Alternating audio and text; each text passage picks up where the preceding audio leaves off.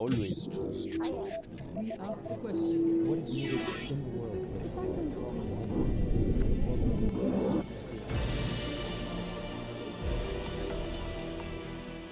Italijanski diplomata Lamberto Zannier, generalni sekretar Organizacije za evropsku bezbjednost i saradnju od jula 2011.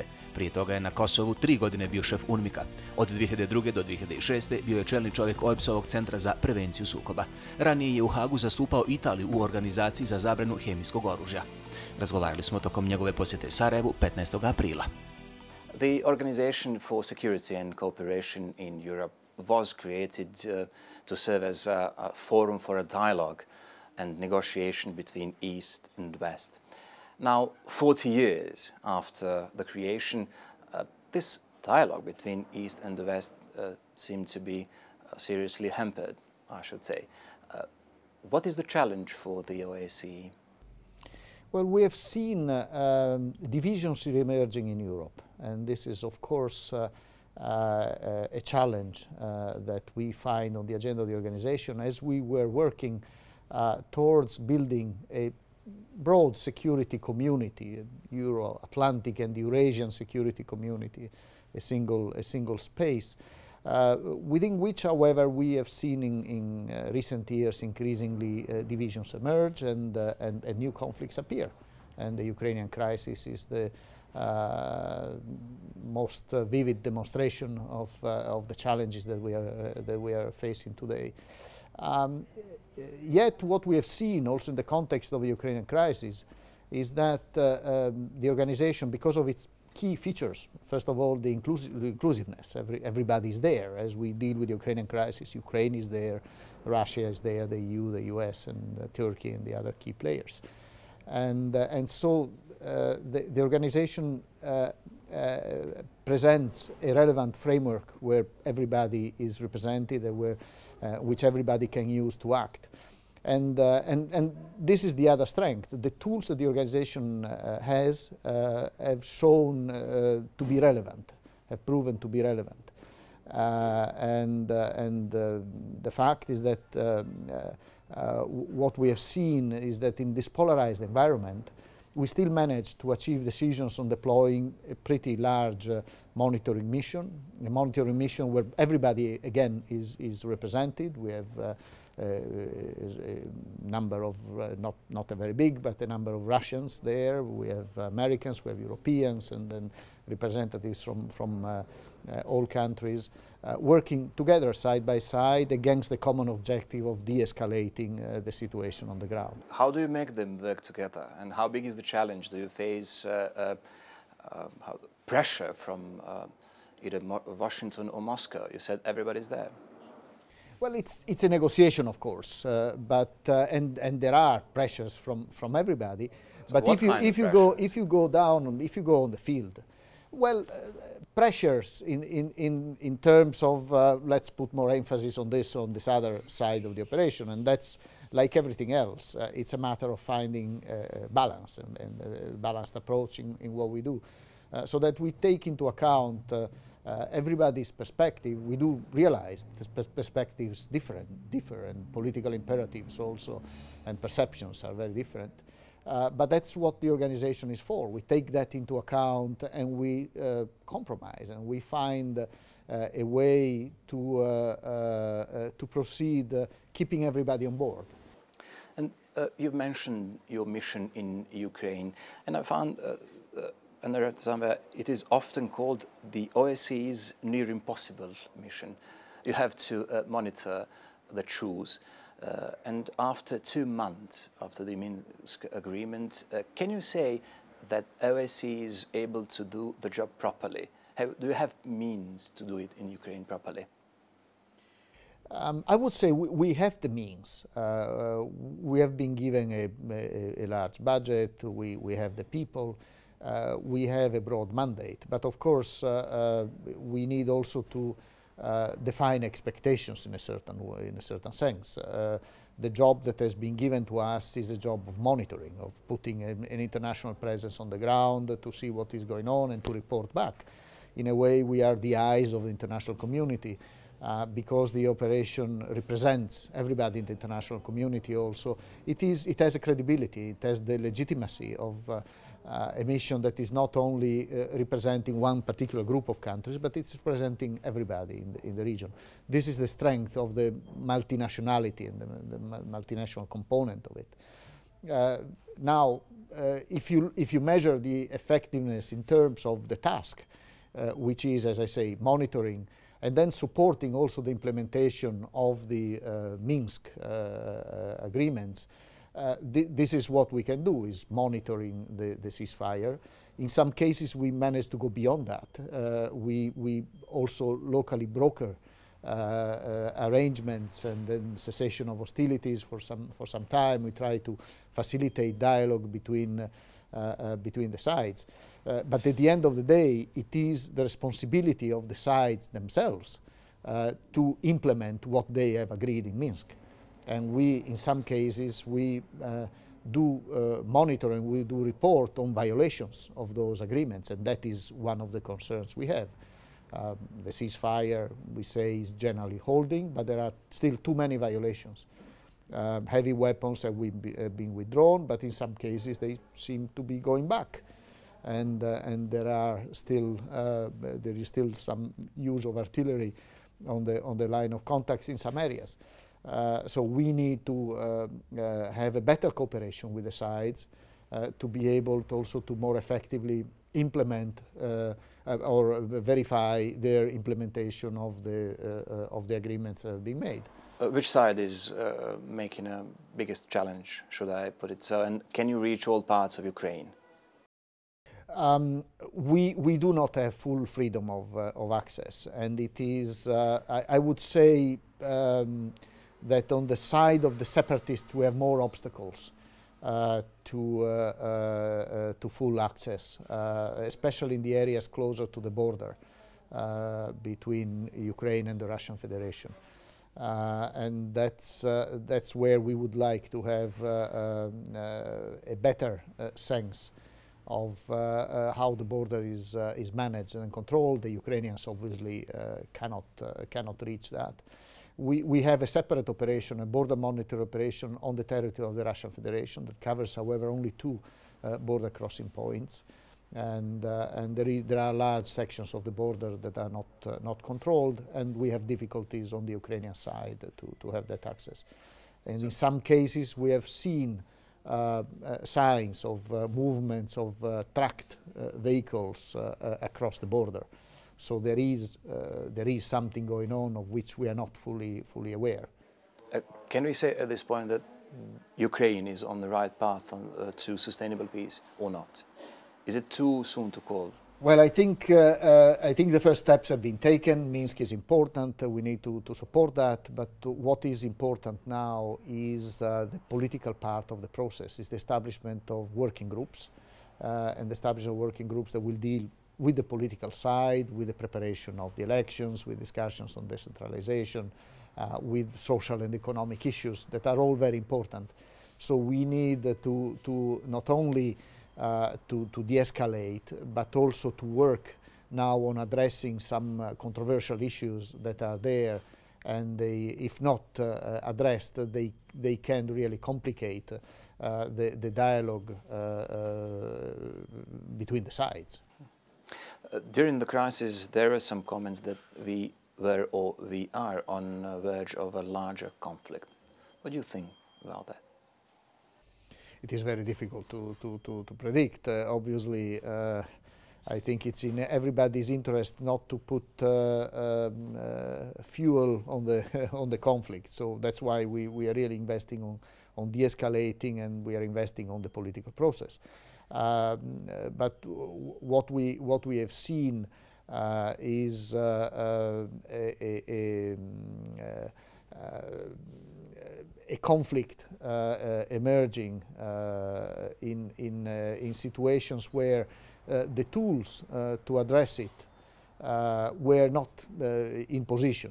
What we have seen is, in the OSCE, for instance, a dynamic that reminds us very much of the Cold War, and a difficulty in the dialogue among some of the key stakeholders. but we are in a situation where we don't have all the tools that we had at the time of the Cold War.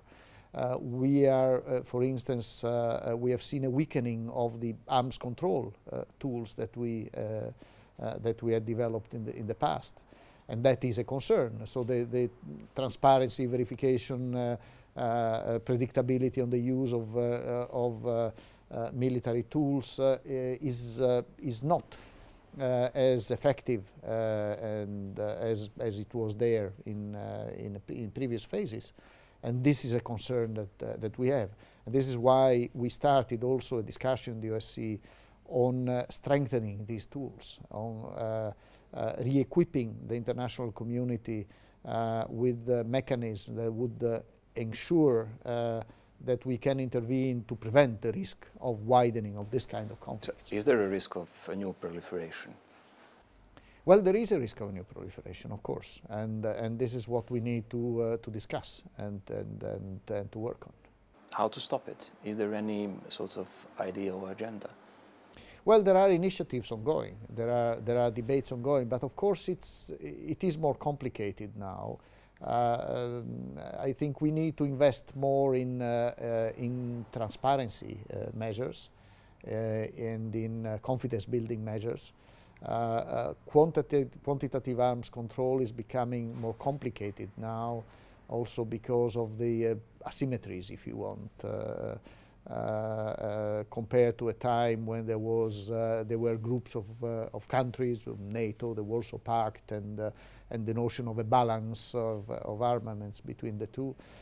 Now the geostrategic context has changed.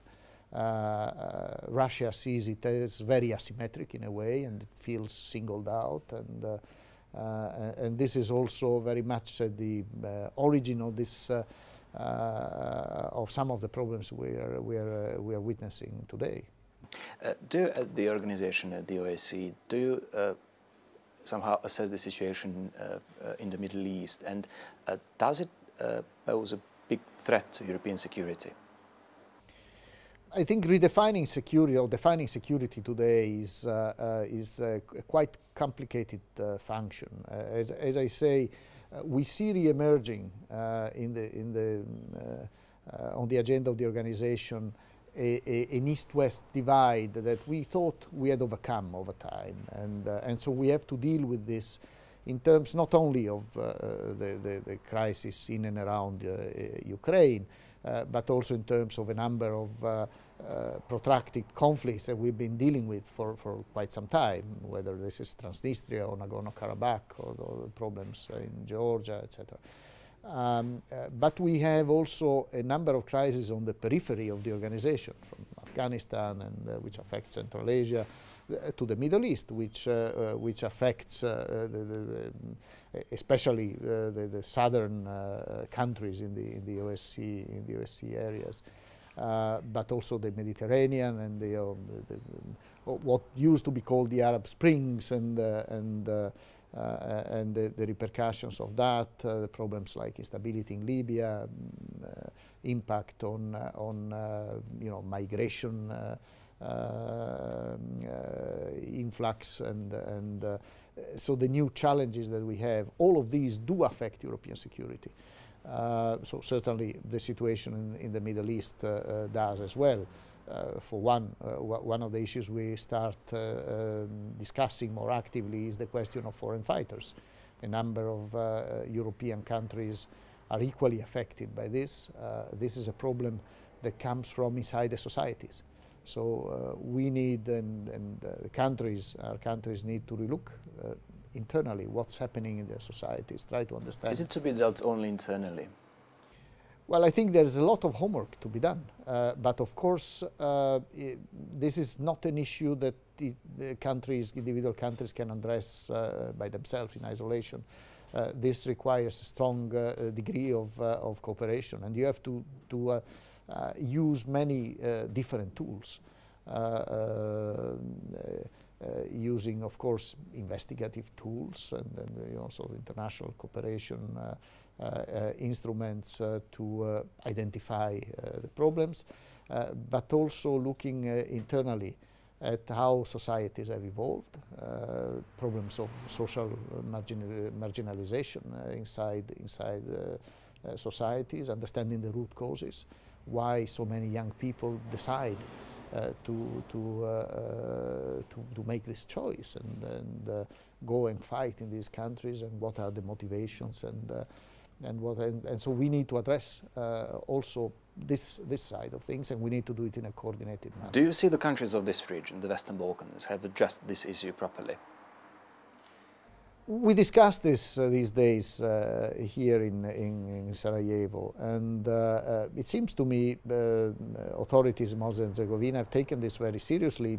Very strong legislation is in place. They're very aware of the issue. I also discussed this issue with an imam yesterday, because of course also religious authorities have to address this question in their own context. I would say I wouldn't single out this region or this country over this issue. If you look at the UK or France or my country Italy, the problem is there, and it's in a pretty dramatic dimension, I would say there. But of course there is an issue also here. So this is something on which we would like also to focus together without dramatizing certainly, but recognizing that it is an issue, and it is an issue that should be addressed also in a regional mode, and not only by countries individually. Apart from this issue, do you see the Western Balkans, countries of former Yugoslavia and also Albania, still as a threat to security in Europe? No, I wouldn't say that they are a threat to security, but certainly there are elements of instability in this region that need to be addressed. And, what element? What would you say? What element? Well, the Kosovo issue. I was in Kosovo myself. It's still a divisive issue. It's a divisive issue inside the European Union, and it is an issue on which obviously more work needs to be done. What we have seen recently in Macedonia is of concern. The internal developments there. There is instability, and there is a potential for a deterioration of the situation. Here in Bosnia and Herzegovina, we've been looking at a number of issues. It seems to me here I've seen progress. I have to say. I see the reform agenda, the engagement of the new government on the basis of the reform agenda seems to point to a phase of stability in a way. There's a good plan. If there is a good faith engagement and the depoliticization, if you want, of the agenda, and everybody converges on that, I think there is a very good opportunity for the country to make progress, and to make progress fast. But obviously it is an area where the international community has to continue in a different way. The international community was here in previous decades, if you want, with a stronger role. Now the role is one of partner. Should the role be stronger? You've been to the country, you've talked to the politicians, you've been 3 years before here in Bosnia and Herzegovina. Does this country need a stronger push, really? I think this country needs a strong encouragement. As I say, the mode of operation is different. We look at this in terms of partnerships. I think it's good for the international community to speak up. I'm ready to be part of that and encourage. And what should you say? What issue should be tackled first? What is the priority in Bosnia and Herzegovina? Well, I would say economy is very important. So the reforms are important. Certainly, I think the way also Bosnia and Herzegovina is looking at its own future vis-à-vis the European Union, and the agenda that is there should be a guiding agenda for the government, for the people here. There are a number of areas where I think it is time to move forward. One example is education. It's an area where traditionally the OSCE has been active. There are still too many separate schools under one roof, if I remember well, still.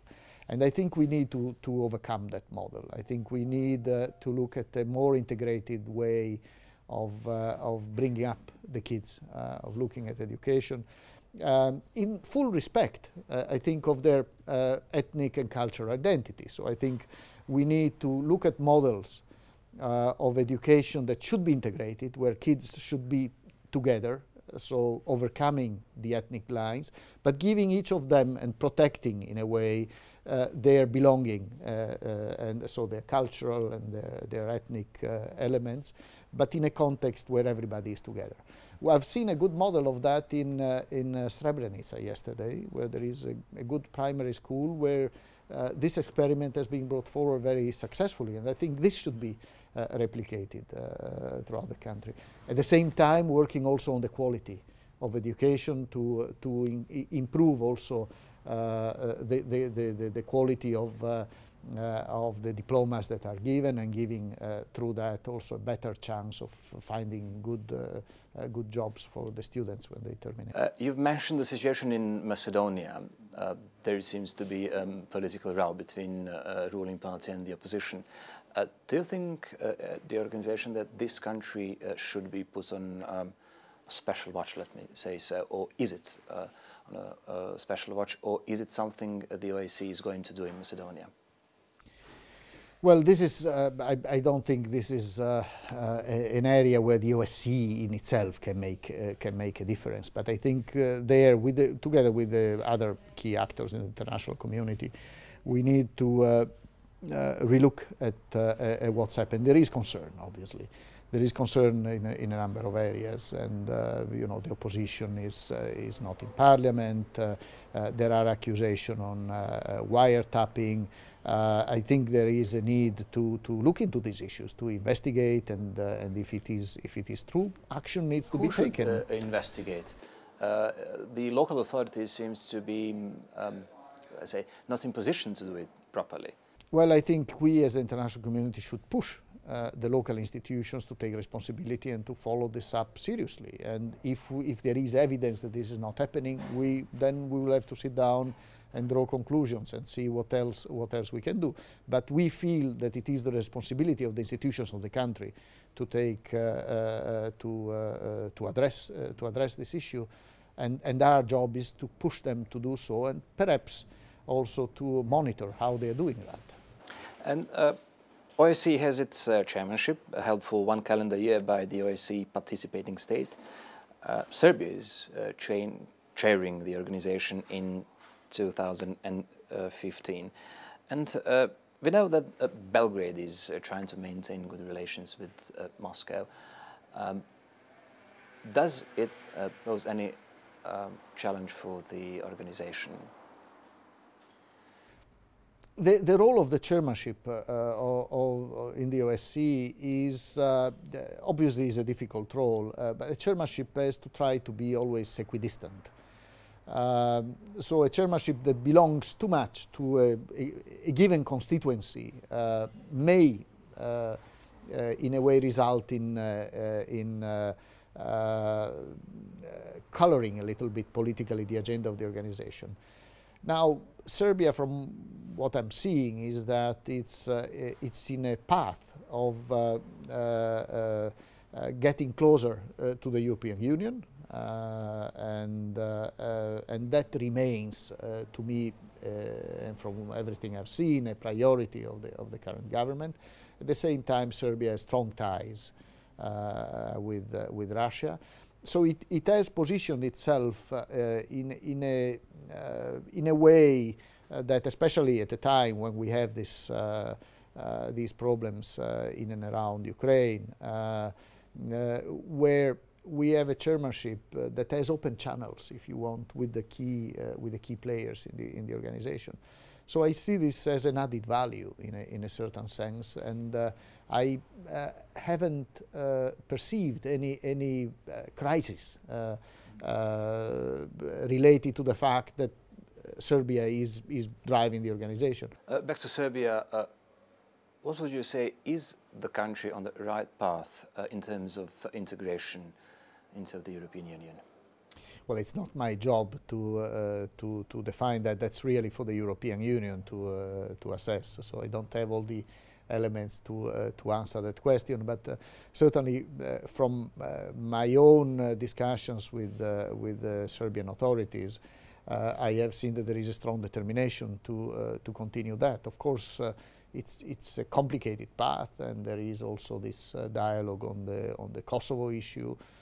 That we will continue to have an impact on this, and of course it's never going to be an easy process, but it is a process in which both Serbia and the European Union are investing a lot, and so I hope that we will see more steps forward on that. And at the same time, we also have a field operation in Belgrade. And we are working also to strengthen institutions in Serbia in a way that will also bring benefit to Serbia in light of their aspirations to join the European family. And one issue more, you've spent years in Kosovo, and recently we've seen many people from Kosovo fleeing the Kosovo, and what can you say to the leaders over there? What should be done immediately? How they can make the Kosovo be more prosperous and stop people fleeing the country? Well, again, it's the economy, and the economy is key. Is it only economy? Well, economy is a good part of it, but there is a larger set of issues. It's rule of law, for instance, and it is important that the Kosovo institutions gain the credibility that is needed also to attract for investments, and that is key for the development of the economy.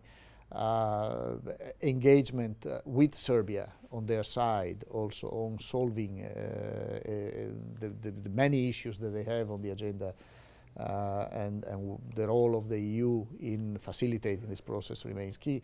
I think that is also important for Kosovo to advance and to further develop.